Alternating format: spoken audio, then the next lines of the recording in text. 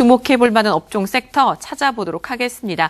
자, 오늘 아펙스에셋의 장봉수 대표 함께합니다. 안녕하세요. 네, 안녕하십니까. 대표님, 저희 유가증권 시장에서 오늘 어떤 업종 볼까요? 네, 일단 철강 업종인데요. 이 업종 자체는 조정받음에도 불구하고 저는 꾸준히 긍정적이라고 말씀을 드렸는데, 일단 미국의 한국산 철강 제품에 대한 관세 면제 가능성이 제기가 되면서 철강 대표주들 포스코나 현대제철 그리고 동국제강이 고점 기준으로 해서 3% 이상 상승하는 모습을 보여준 하루입니다.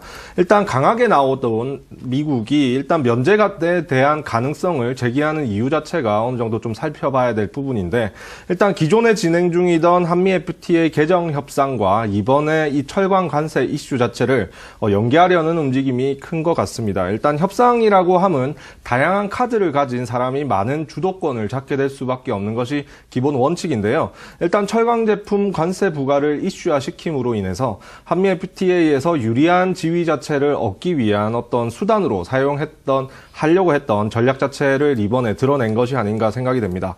이 철강 업종 자체는 객관적으로 기존의 어떤 흐름상으로 봤을 때는 크게 우려할 부분이 없던 상황에서 이런 관세 부과 관련된 이슈 자체로 투심이 위축되면서 그로 인해서 조정을 좀 장기간 동안 받고 있는 상황인데, 일단 상황이 바뀌어서 관세 부과와 면제 가능성이 제기되는 상황에서는 주가가 다시 제자리로 돌아가려고 하는 힘이 조금 더 커질 수 있는 구간이라고 생각이 됩니다.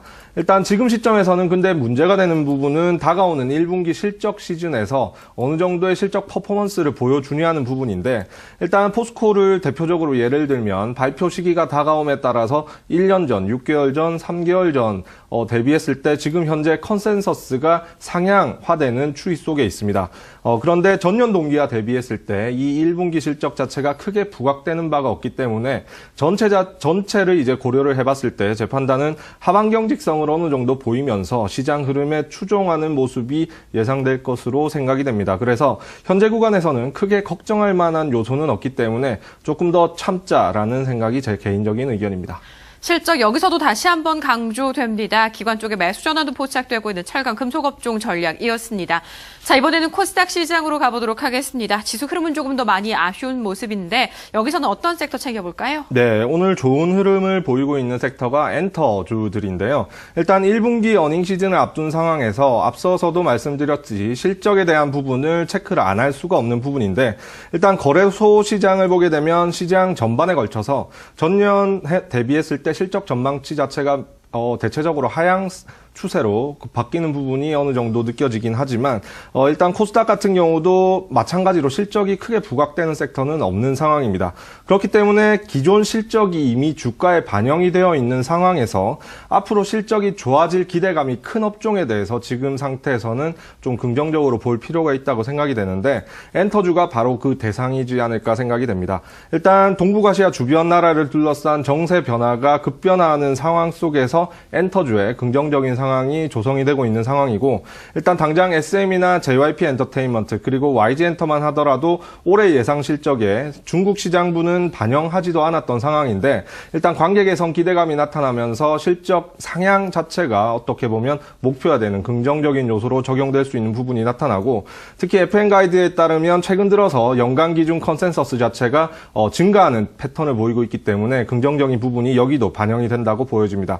그리고 특히 수급적인 흐름을 봤을 때도 주가 흐름상에는 크게 어떤 영향을 미치지 못하더라도 지난해 하반기부터 꾸준히 기관과 외국인 수급이 유입되면서 상향세 또는 횡보하는 모습을 보이고 있기 때문에, 일단 이미 추세 상승을 보이고 있는 SM이나 JYP 엔터테인먼트는 조금 더 끌고 갈 필요성이 있고, 나머지 이제 종목은 좀 때를 기다리면서 참아야 될 때라고 생각이 됩니다.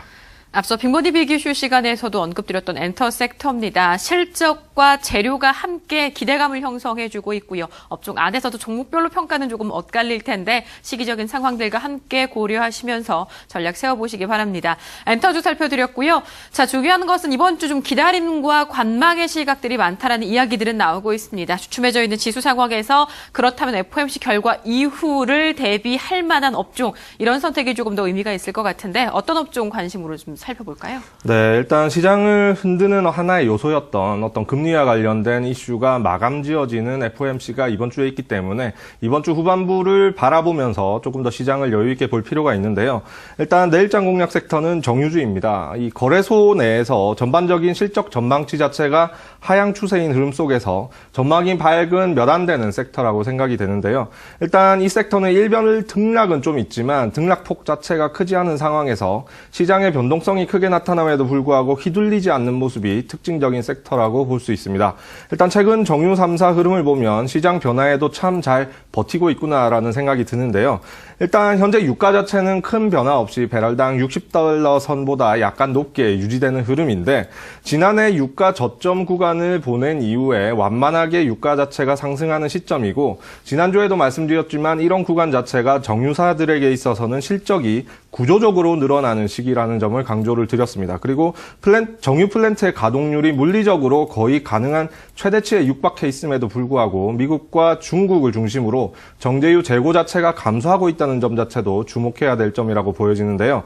거기에다가 정제 마진 또한 최근에 거의 배럴당 $10 선까지 육박한 수준이기 때문에 실적에 대한 부분이 이보다 더 좋을 수는 없다고 생각이 됩니다. 그래서 일단 이러한 여건 속에서 1분기 실적 자체가 최대치 달성 가능성까지 언급이 되고 있는 상황이기 때문에 종목은 SK이노베이션을 중심으로 해서 나머지 S-오일과 GS를 좀 주목하자는 의견입니다. 최근에 정통적인 화학주들은 걱정이 조금 되더라도 정유 섹터는 오히려 좀 분리돼서 이들 섹터만은 괜찮다라는 평가 많이 나오고 있습니다. 오늘도 SK이노베이션과 S-오일 모두 1% 남짓한 수준에서의 상승에 외국인의 순매수에도 포착되고 있는 만큼 잘 분리해서 정유 섹터에 대한 호평들, 관련된 전략들 잘 주목해 보시기 바랍니다. 대표님 오늘 말씀 여기까지 듣겠습니다. 잘 들었습니다.